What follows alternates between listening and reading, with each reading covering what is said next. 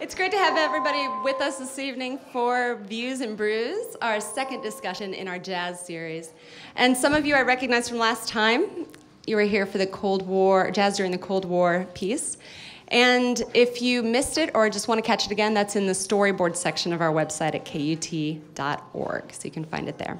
I'm Rebecca McEnroy. It's great to have you along. And Neil Blumoff, it's my honor to have you here with us again this evening. And you brought some friends. Yeah? Thanks for coming out, everybody. I just want to introduce everyone now, and we'll introduce them later, too. This is William Menefield on piano.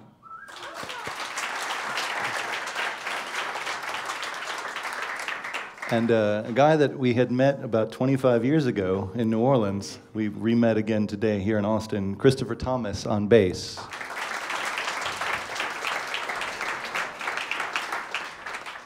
The Dean.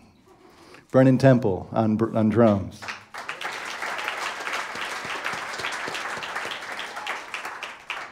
Well, we've got a lot to talk about tonight, so let's start off with a quote from John Coltrane.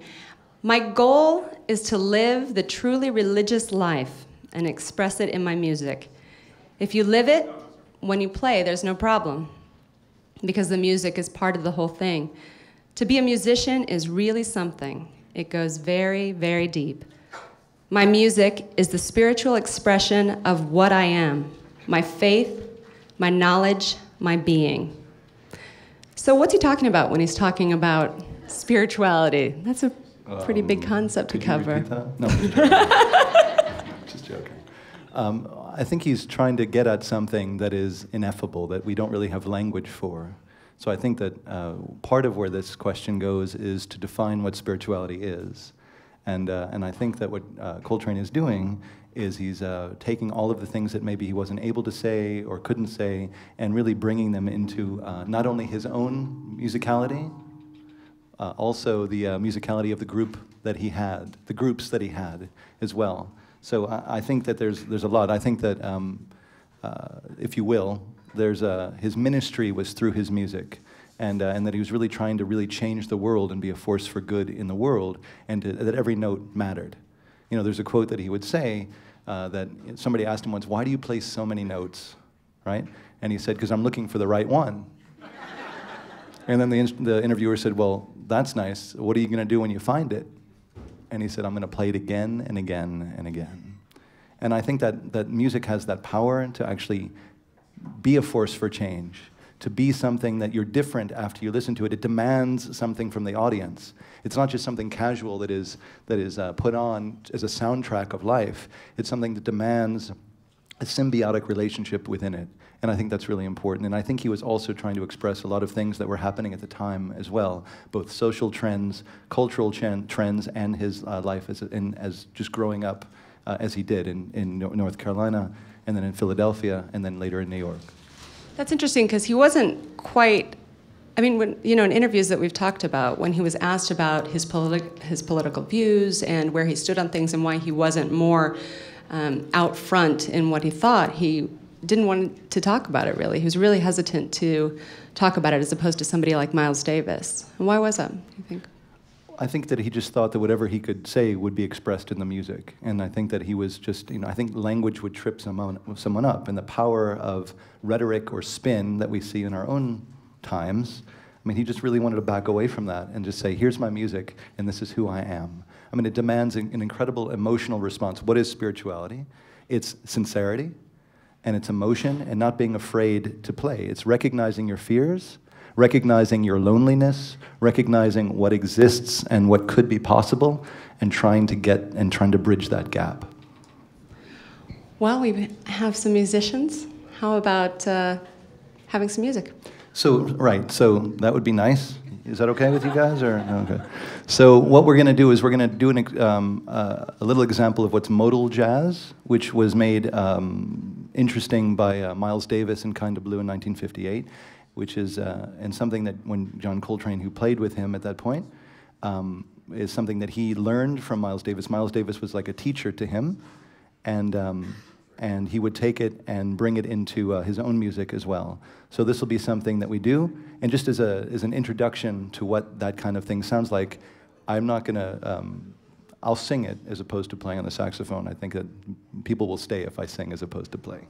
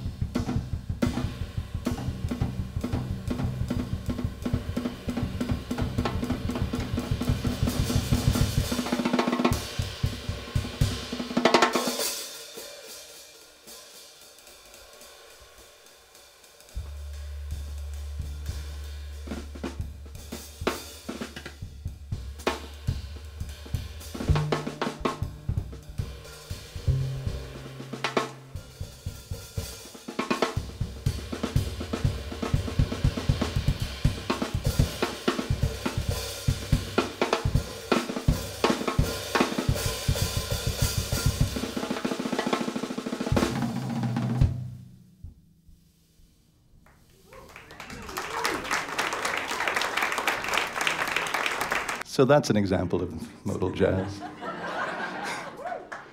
That's Brandon Temple on drums, everybody.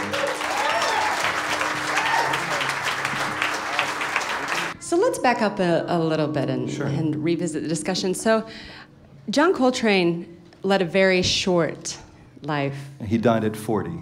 40. Filled it with quite a lot, and he was also missing quite a lot. Maybe you could talk a little bit about his childhood and where that yearning and that desire to find the note comes from. Sure. Well, he was born in 1926, and he grew up in North Carolina. Anybody? Okay, great. And when he was 13 years old, a series of people in his family died. His father and maternal grandparents, an uncle, and it was necessitated a move from his mother and his cousin Mary to move to Philadelphia. So in 1940, obviously during World War II, he moved to Philadelphia, and by all accounts, he began to play clarinet when he was in school in North Carolina, which he later switched to saxophone. And many people who knew him would say that he'd take a saxophone like Linus in his blanket everywhere. And he'd always be playing, he'd always be shedding or wood shedding or practicing. And this is something that, that really he drew dependence on. And many people could speculate that it's because that, the loss of, I don't want to get too psychological, but loss of father figures in his life, the war. He joined the Naval Reserves right after World War II.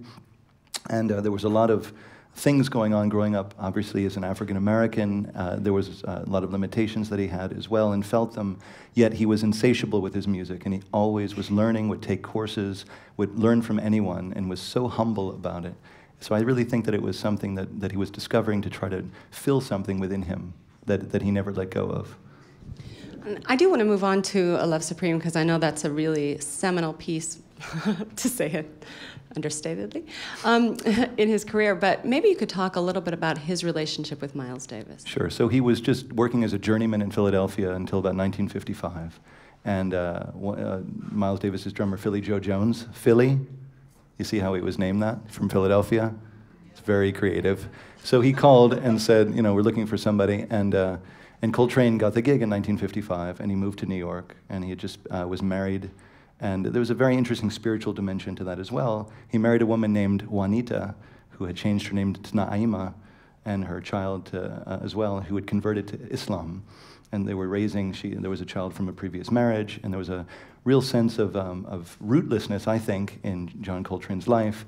And he got involved a lot in drug culture and drinking and things from 1955 to roughly 1957, when he was fired from Miles Davis's band because he couldn't keep it together. And then Love Supreme came out, Kind of Blue came out in 1958, and it was really his last work with him. He played with him intermittently.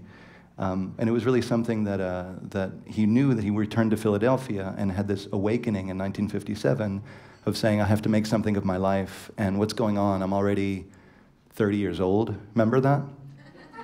I'm 30 years old, and what's going to happen to me? And there's a real interesting account that he went and locked himself into his mom's house for an extended period of time, and when he returned, he no longer touched drugs or alcohol, and then he really found his way recovering what he had when he was a child, which is this God-centered life. Both of his grandparents were ministers, and church was a very important part of his life when he was younger. And he really discovered this, not church, but he rediscovered a spiritual dimension of things after that awakening in 1957. And then he began to put out incredible projects after Kind of Blue, like Giant Steps, which came out just after. And then, of course, Love Supreme was recorded in late 1964.